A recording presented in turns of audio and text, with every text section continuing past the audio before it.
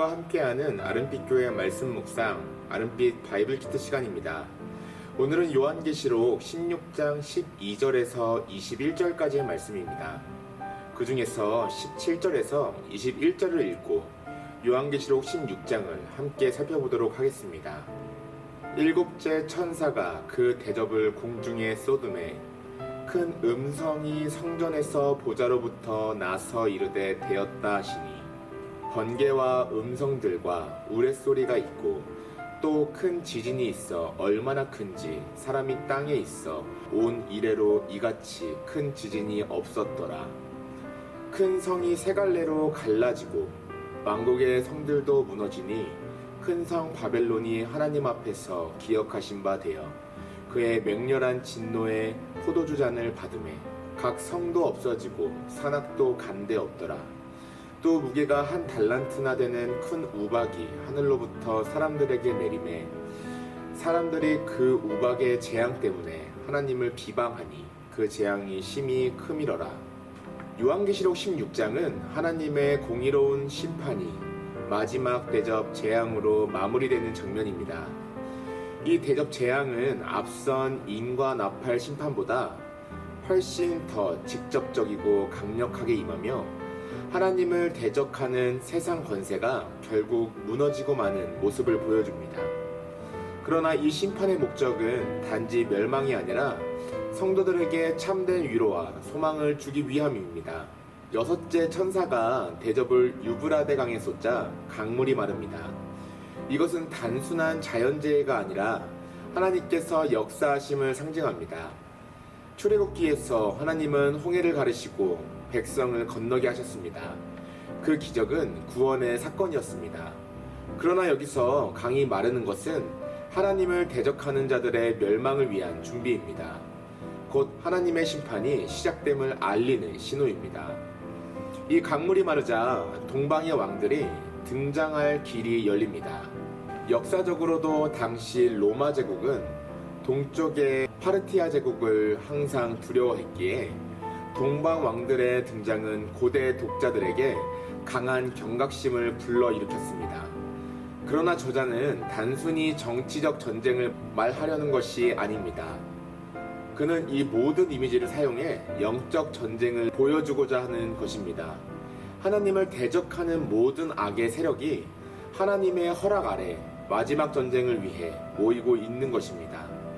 요한계시록 16장 16절에 나오는 아마겟돈은 히브리어 하르무깃도에서 유래한 것입니다. 그런데 무깃도는 실제 산이 아니라 이스라엘 북부의 평야 지역입니다. 이 표현을 사용한 것은 지리적 사실을 전달하려는 것이 아니라 구약에서 하나님의 백성과 적들이 충돌했던 무깃도의 상징성을 활용하여 종말의 영적 전쟁을 묘사하기 위함입니다. 즉 아마겟돈은 상징적인 전쟁의 장소이며 하나님께서 악을 심판하시고 구속 역사를 완성하시는 결정적인 장면을 담는 장소로 제시된 것입니다. 무깃도는 구약에서 수많은 전쟁이 있었던 장소로 하나님과 그 백성의 적들이 충돌했던 현장을 상징합니다. 이 대목에서 중요한 것은 이 전쟁의 본질이 실제 무기와 군대의 전쟁이 아니라 하나님을 대적하는 영적 세력과의 싸움이라는 점입니다. 그 싸움은 이미 십자가와 부활을 통해 결정된 싸움입니다. 사탄은 여전히 활동하고 있지만 사탄은 전쟁에서 이미 패배하였습니다. 이제 그 패배를 인정하지 않고 마지막까지 발악하는 것입니다. 그렇기 때문에 바로 이 장면에서 저자는 주님의 음성을 갑작스럽게 삽입합니다. 보라, 내가 도둑같이 오리니 누구든지 깨어 자기 옷을 지켜 벌거벗고 다니지 아니하며 자기의 부끄러움을 보이지 아니하는 자는 복이 있도다. 이 말씀은 성도들에게 향한 강력한 권면이자 약속입니다. 성도는 언제 임할지 모르는 주님의 다시 오심을 늘 기억하며 영적으로 깨어 있어야 하며 자신의 삶과 신앙의 옷을 잘 지켜야 한다는 것입니다. 고대 유대 사회에서 벌거벗음은 수치의 상징이었습니다. 영적으로도 말씀과 기도, 순종의 옷을 잊지 않고 있다면 부끄러움을 당하게 된다는 경고입니다. 이는 단지 개인적인 차원이 아니라 교회 공동체 전체에 주어진 요청이기도 합니다. 그리고 일곱째 천사가 대접을 공중에 쏟자 하나님의 보좌에서 되었다라는 음성이 울립니다. 이것은 하나님의 구속 계획과 심판의 완성이 선포되는 순간입니다.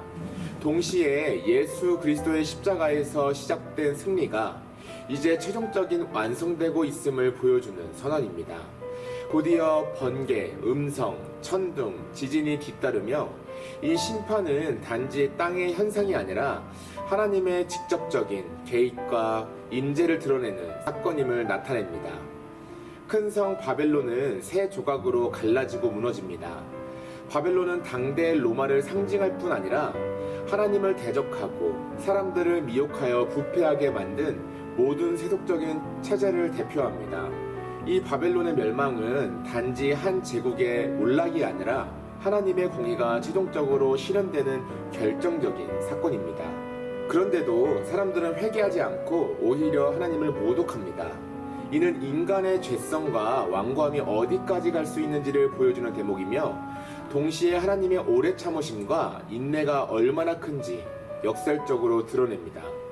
일곱 대접 심판은 일곱인이나 나팔 심판 때와 달리 남겨두는 영역 없이 모든 것에 임하고 여섯째 재앙 후 막간없이 곧장 최후 재앙으로 이어졌습니다. 하나님은 악과 세상에 대해 오래 참으시지만 영원히 참지 않으실 것입니다. 고통받는 성도의 환난을 잊지 않으시고 반드시 그 값을 치르게 하실 것입니다.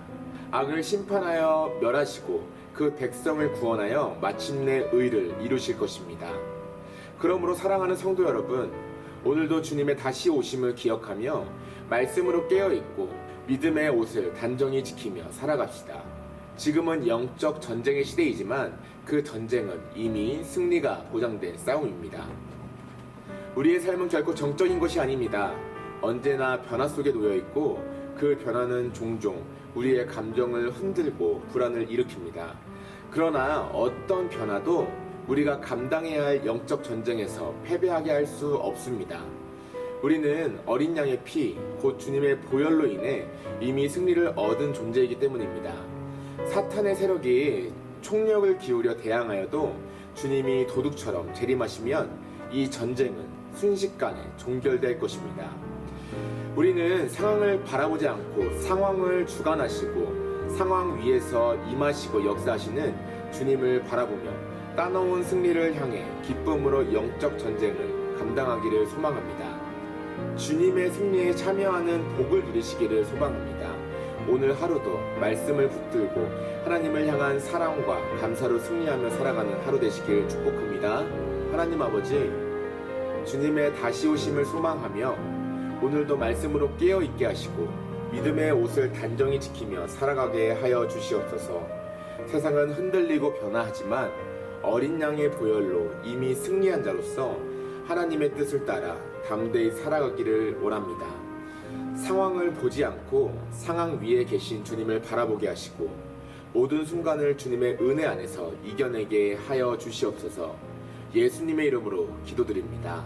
아멘.